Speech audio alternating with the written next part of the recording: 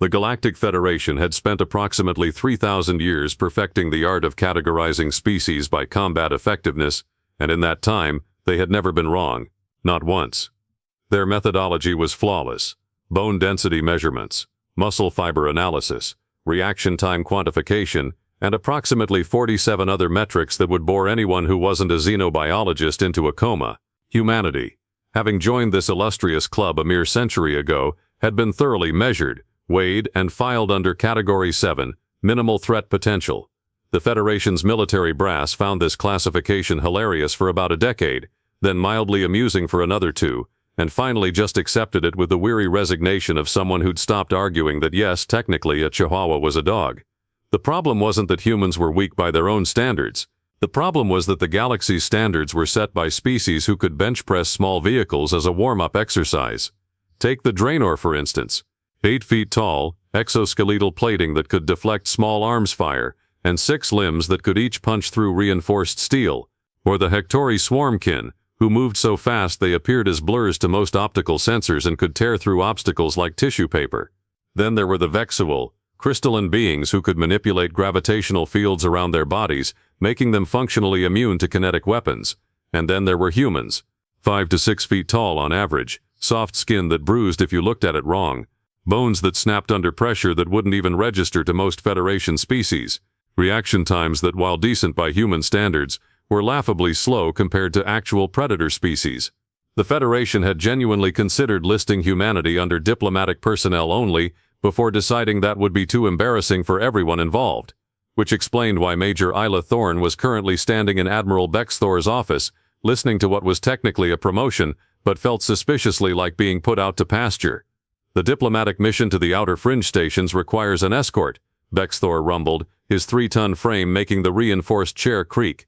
The Admiral was Draenor, naturally, because the Federation didn't believe in putting Category 7 species in actual command positions. You've been selected. Isla kept her expression neutral, which was easier than it should have been after a century of this nonsense. I appreciate the opportunity, Admiral, though I should note that my current assignment involves tactical operations planning for, yes, the human obsession with strategy. Bexthor waved one of his forearms dismissively, the gesture simultaneously casual and capable of generating enough force to dent titanium. Very admirable. But this mission requires someone who can interact with the diplomatic corps without making them nervous. Your species excels at this. Translation: we need someone weak enough that the actual diplomats won't feel threatened, and humans are basically the galaxy's golden retrievers, friendly, harmless, and occasionally useful for morale. The outer fringe stations, Isla repeated slowly. Those would be the ones in the demilitarized zones near the former Zereth territories. Precisely. Perfectly safe. The Zereth pirates haven't been active in that sector for months. This is essentially a ceremonial run. Very prestigious. Prestigious. Right. Isla had been decorating human military operations with strategic victories for 15 years, had 3 commendations for tactical excellence, and had personally planned the defense grid that protected Earth's orbital platforms. And now she was being assigned to babysit diplomats in what the Federation considered the cosmic equivalent of a petting zoo. I understand, Admiral. When do we depart? 48 hours. The diplomatic vessel is the Harmonious Accord. Bexthor's mandibles clicked in what might have been approval or indigestion. Try not to get underfoot. The Vexual ambassador specifically requested minimal military presence, said it makes the humans nervous when there are too many soldiers around.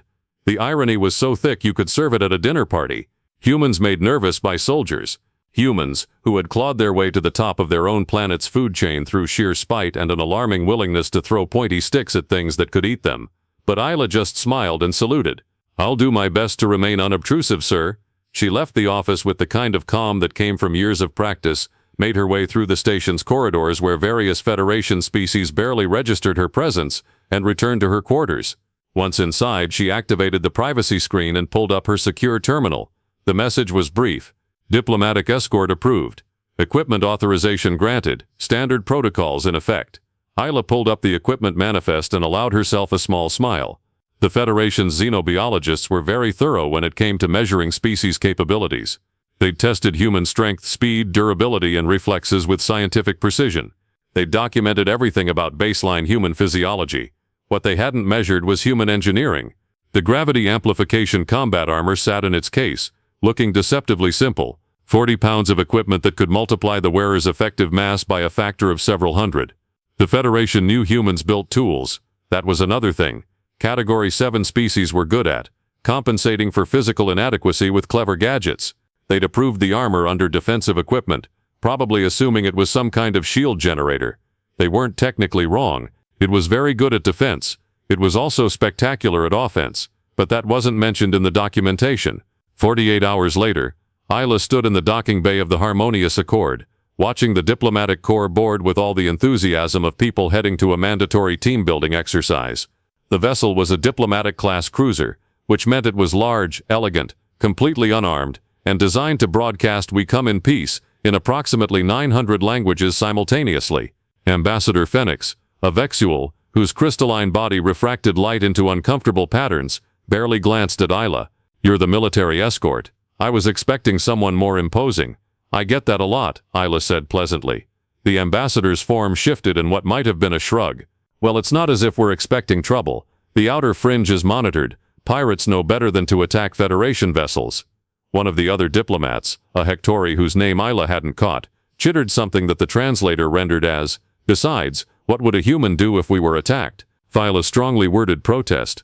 The other diplomats found this hilarious. Isla smiled along with them because that's what Category 7 species did. They smiled, they nodded, and they let everyone else feel superior. The Harmonious Accord undocked smoothly, its fusion drives pushing them toward the outer fringe stations at a leisurely pace. Diplomatic vessels didn't rush. Rushing implied you were worried about something, and the Federation didn't worry about pirates.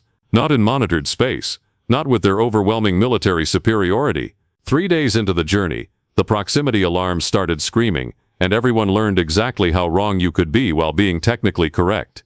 The pirate vessels materialized from behind a debris field that sensors had classified as inert wreckage, no threat potential, which was the galaxy's way of saying someone hadn't done their homework. 6 ships, mid-sized raiders with engine signatures that matched Xerath design, except Xerath pirates supposedly weren't operating in this sector anymore. Supposedly being the key word that everyone was suddenly remembering with crystal clarity. "This is impossible," Ambassador Phoenix announced, which was a bold statement to make while staring at 6 very possible pirate ships closing in on attack vectors. "This sector is monitored. They wouldn't dare." The first impact shook the Harmonious Accord hard enough to send decorative artifacts sliding across polished floors. Diplomatic vessels, as it turned out, were designed for comfort and prestige, not combat maneuvering. The second impact knocked out the main communications array, which was inconvenient timing since everyone aboard suddenly had a lot of emergency calls they wanted to make. Isla watched the tactical display with the detached interest of someone reading a restaurant menu. The pirates were using standard encirclement formation, nothing fancy. They disabled communications first, then weapons. Not that the Accord had any, and were now positioning for boarding. Textbook operation. Probably ran this play a dozen times before against soft diplomatic targets. "We need to contact the nearest Federation patrol." One of the Hectori diplomats was moving in rapid circles, which apparently was how their species expressed panic. "How long until they can reach us?" The ship's AI answered with the cheerful detachment of a system that didn't understand its passengers were about to have a very bad day. "Nearest Federation patrol is 4 hours distant at maximum burn. Distress beacon is active but communication array damage prevents detailed messaging." 4 hours? The pirates would be done with the boarding process in 4 minutes. "Perhaps we can negotiate," Ambassador Phoenix suggested, their crystalline form pulsing with light patterns that probably meant something important in Vexual. "We're diplomats. We have value as hostages. They won't harm us if..." The docking clamps engaged with a sound like grinding metal teeth. 5 of them, actually, because the pirates were thorough and didn't believe in half measures. The diplomatic corps collectively realized that negotiation was probably off the table when the first breach charges detonated and armed raiders started pouring through the hull. Xerath pirates were an interesting bunch. They'd been part of the Federation once, before a philosophical disagreement about property rights, specifically their belief that everything was their property, led to a rather spectacular falling out. They were Category 4 on the threat assessment scale, which meant they were individually dangerous and collectively terrifying. 7 feet tall, 4 arms, natural armor plating, and an attitude problem that made them extremely popular at parties nobody wanted to attend. The lead pirate surveyed the diplomatic corps with the expression of someone who'd just won a particularly boring lottery. "Wonderful. Diplomats, anyone want to tell me which of you is worth the most ransom?" Ambassador Phoenix stepped forward, trying to project authority while very clearly being terrified. I am the senior diplomat aboard this vessel. We are protected under Federation diplomatic protocols. Any harm to?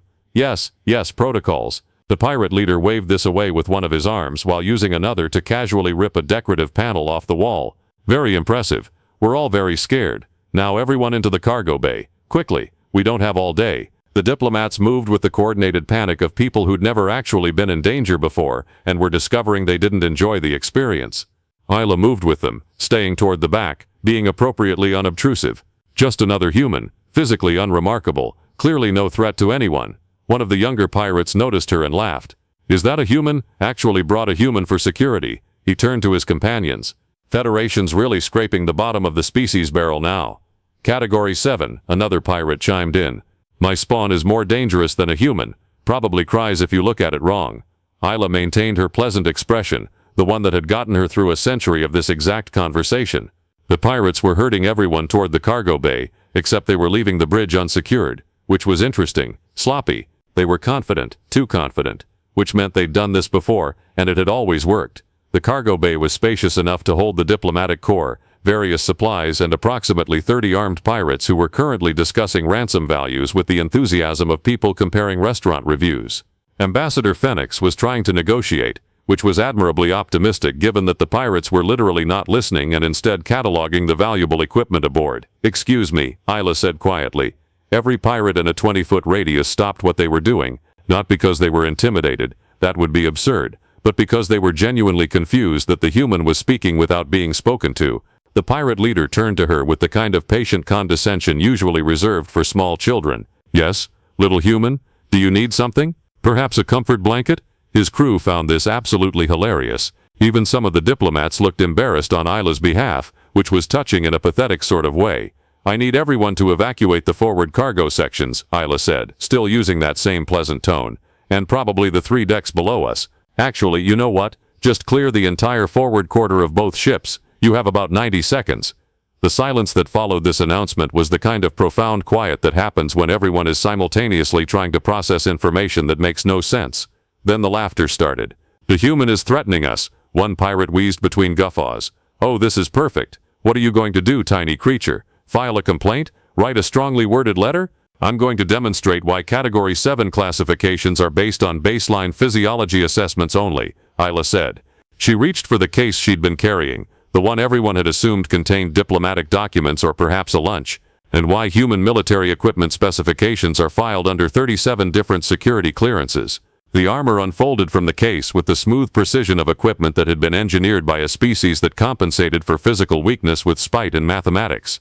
It didn't look impressive, just a dark gray bodysuit with reinforced plating and various systems integrated into the framework. Nothing that would worry someone used to seeing powered combat armor from actual warrior species. One of the pirates actually yawned. That's adorable, the pirate leader said. Human armor. I'm sure it's very good at protecting you from harsh language. Isla finished sealing the armor and activated the primary systems. The gravity amplification field engaged with a low hum that probably should have been everyone's first warning sign. 60 seconds now. I really recommend evacuating. Or what? The pirate leader stepped closer, using all 7 feet of his height to loom over her. You'll hurt us with your tiny human fists. Category 7 species don't threaten Category 4 warriors. It's embarrassing for everyone. 30 seconds, Isla said. The armor's targeting systems were painting threat markers across her helmet display, highlighting structural weak points in both ships, calculating impact trajectories, and helpfully suggesting the most efficient way to turn the current situation into an object lesson about assumptions. Ambassador Phoenix made a small sound that might have been protest or possibly just existential dread. The other diplomats were backing away slowly, not because they understood what was happening, but because Isla's tone had shifted into something that made their survival instincts kick in despite their confusion. The pirates, however, were Category 4 warriors, who'd successfully raided diplomatic vessels for years. They'd seen human armor before. They'd seen human weapons. They were completely, catastrophically unimpressed.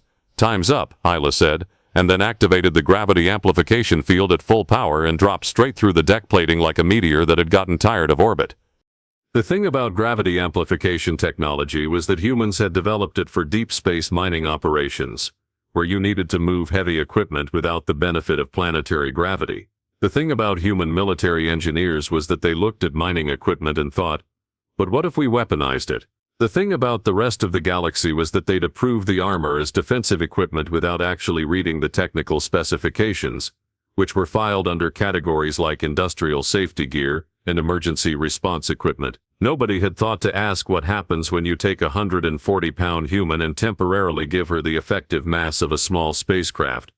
The answer was physics got involved, and physics didn't care about threat categories. Isla punched through the cargo bay floor, then the deck below that, then the one below that, accumulating velocity and leaving impact craters that would make ballistics experts develop nervous tics. The Harmonious Accord's internal sensors registered the phenomenon and tried to classify it: meteor strike, weapons fire, spontaneous structural failure, before giving up and just flagging everything with increasingly urgent damage alerts. She hit the lower engineering deck and finally arrested her momentum, leaving a crater in the reinforced plating that was going to require some very awkward explanation to the Federation insurance adjusters. The gravity field disengaged, returning her to normal mass, and Isla stood up in the center of the destruction with all the calm of someone who'd done this before and found it only moderately interesting. The pirates in the cargo bay were staring at the hole she'd created with expressions that suggested their worldview was currently being revised at gunpoint. Several were checking their weapons, presumably to confirm they were still holding them and this wasn't some kind of stress-induced hallucination.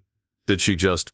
One pirate started. Through 4 decks, another finished, which wasn't actually finishing the sentence so much as confirming everyone's shared confusion. Isla accessed the ship's internal sensors and pulled up a tactical map. 30 pirates aboard the Accord, another 20 on the attached raider vessel. Standard Xerath weapon loadouts, plasma rifles, force blades, personal shield generators, all very impressive against Category 7 species and completely irrelevant to what was about to happen.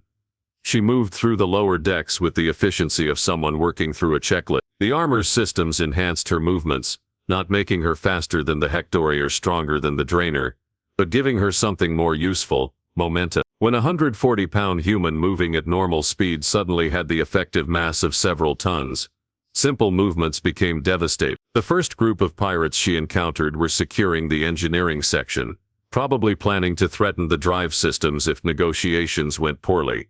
They turned at her approach, weapons raised, and one of them actually laughed.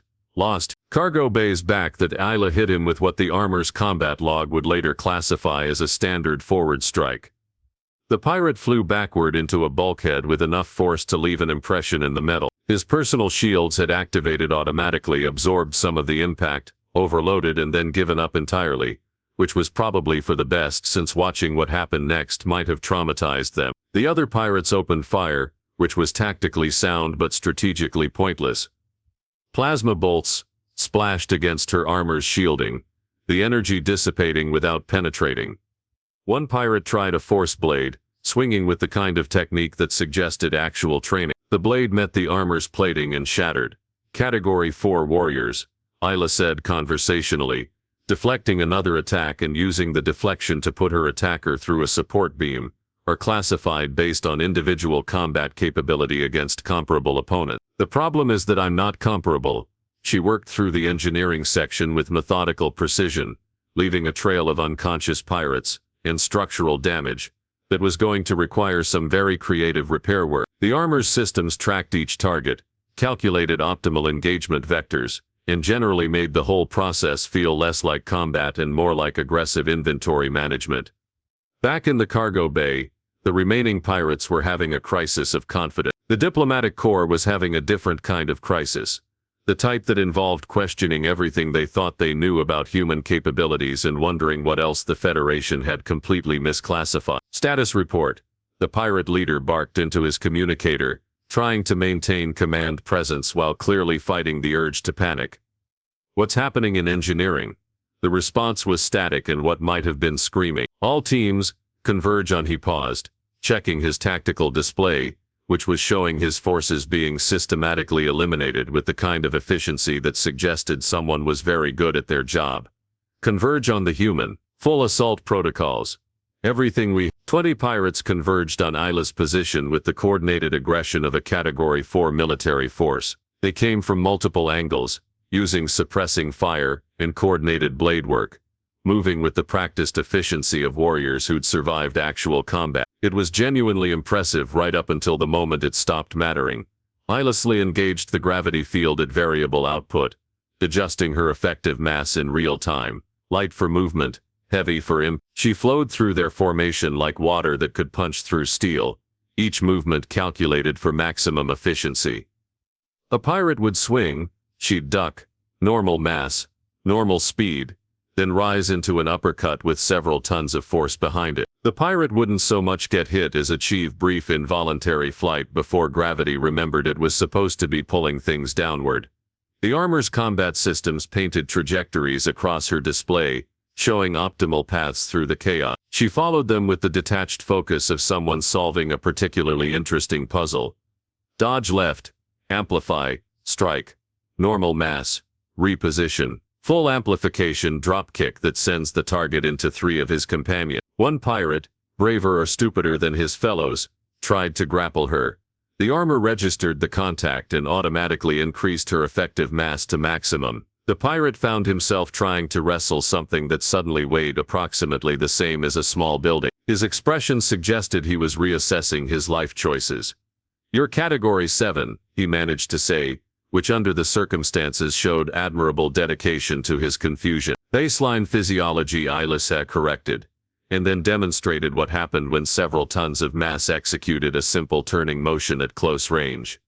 The fighting spilled into the connecting corridors between the ships. Pirates were retreating now, not in an organized withdrawal but in the chaotic scatter of people who'd realized they were fundamentally outmatched. Some were trying to seal bulkheads, which would have been effective against a normal boarding action but was less useful against someone who could punch through reinforced barriers like cardboard. The pirate leader made a last stand in his own ship's bridge, surrounded by his best fighters, weapons trained on the entrance. Isla walked through the door at normal mass, looking very small and very human, and very much like someone who shouldn't be terrifying. "Last chance," she said. "Surrender or I demonstrate what this armor can do to ship systems." The pirate leader's mandibles clicked in what was probably meant to be defiant laughter but came out slightly strained. "You're one human." "One. Category 7.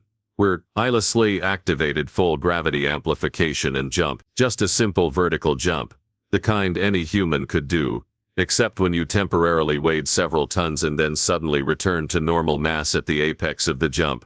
Physics did interesting thing. She came down through the bridge ceiling like artillery fire, the impact cratering the deck and sending shockwaves through the structural supports.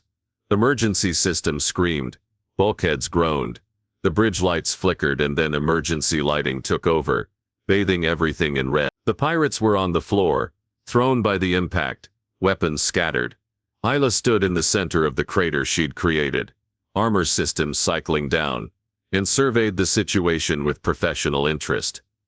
"Category 7, she said into the silence, refers to baseline human physiology, not human engineering, not human tactical doctrine, not human willingness to build equipment that terrifies our own safety inspectors." She deactivated the gravity field and pulled off her helmet, letting them see her very human, very unremarkable face. "You really should read the technical documentation more carefully." The pirate leader, sprawled against a console, managed to rasp. "What are you?" "Major Isla Thorne, Human Defense Forces, Diplomatic Escort."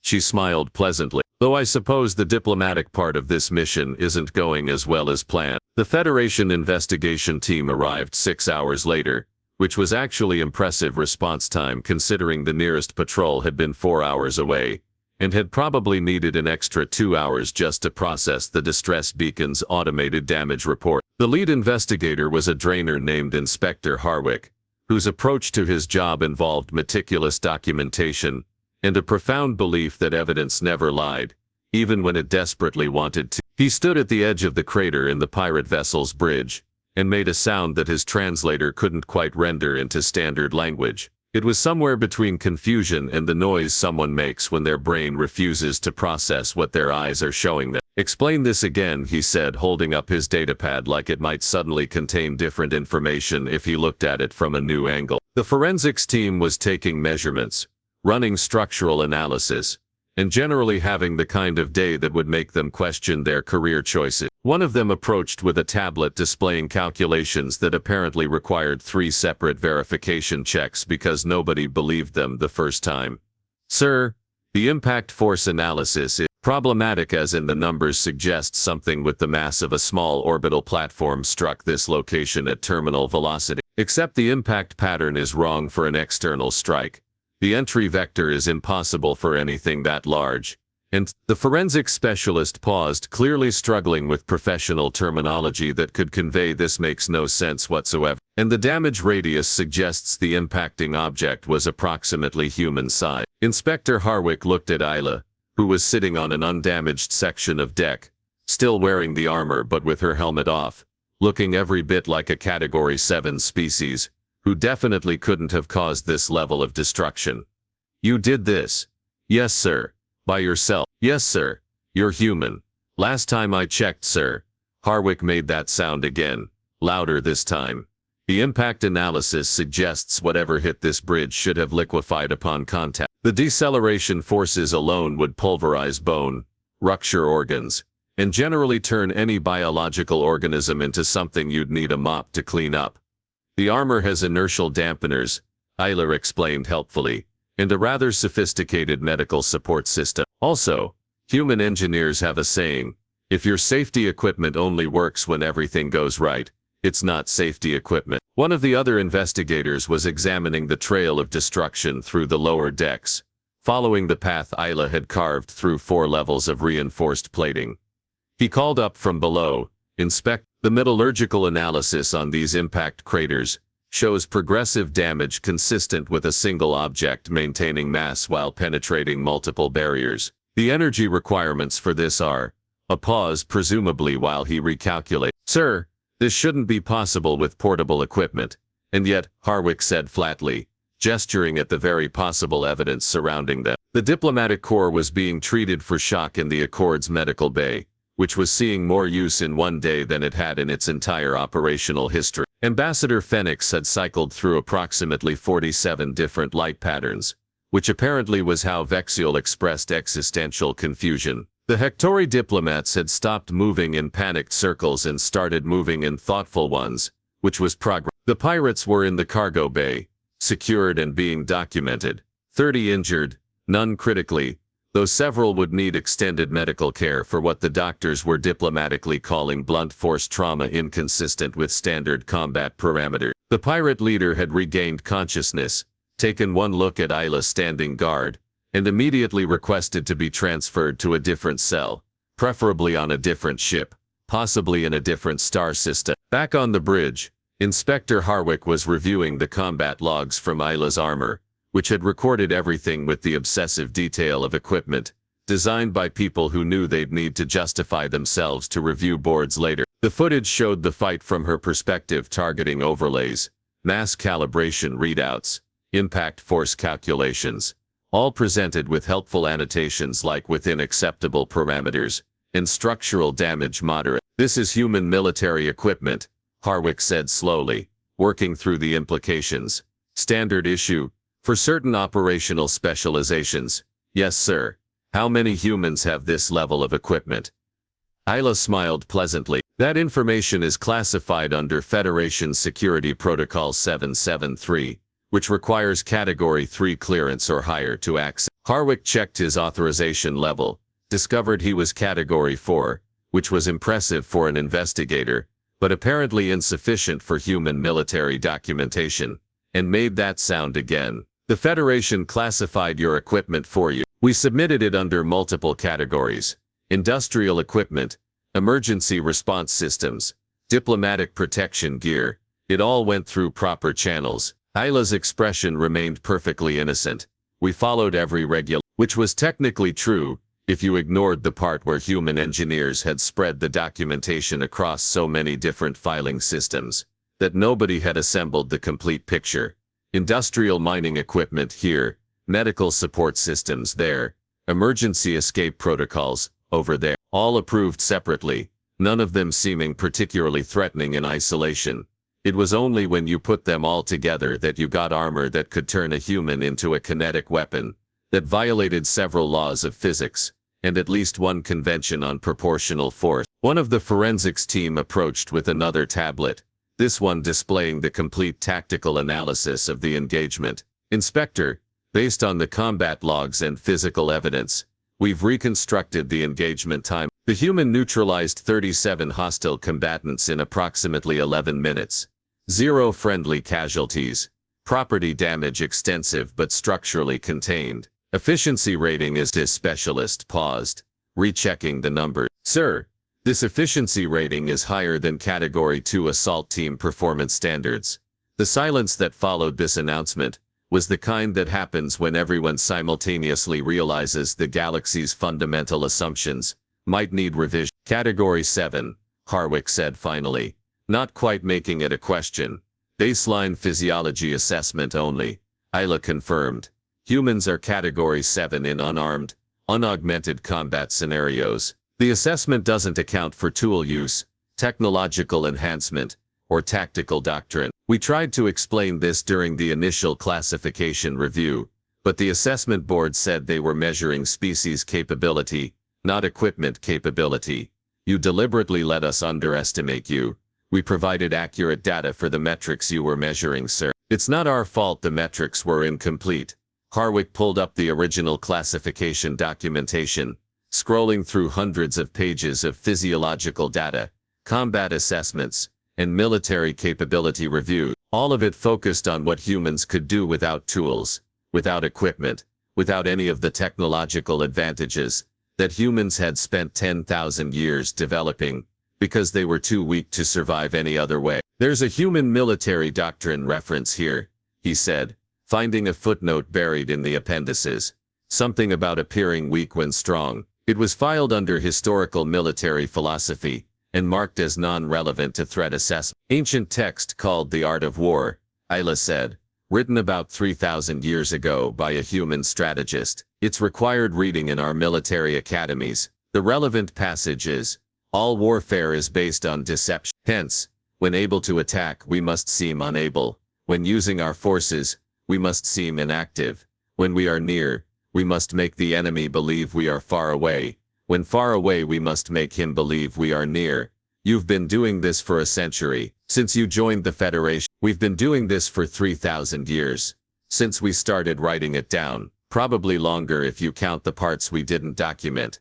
Inspector Harwick sat down heavily on a piece of debris that was structurally sound enough to support his weight. Around him his investigation team was documenting evidence that would require the Federation to completely reassess its understanding of human military capability. The pirates who'd thought they were raiding a soft diplomatic target were learning a very expensive lesson about assumption. The diplomatic corps was having a collective crisis about every interaction they'd ever had with human personnel, and somewhere in Federation High Command, someone was going to have to explain to the Galactic Council that Category 7 humanity had been carrying around equipment that could match Category 2 combat performance, had filed all the documentation properly, and nobody had noticed, because everyone was too busy laughing at the weak species. What happens now?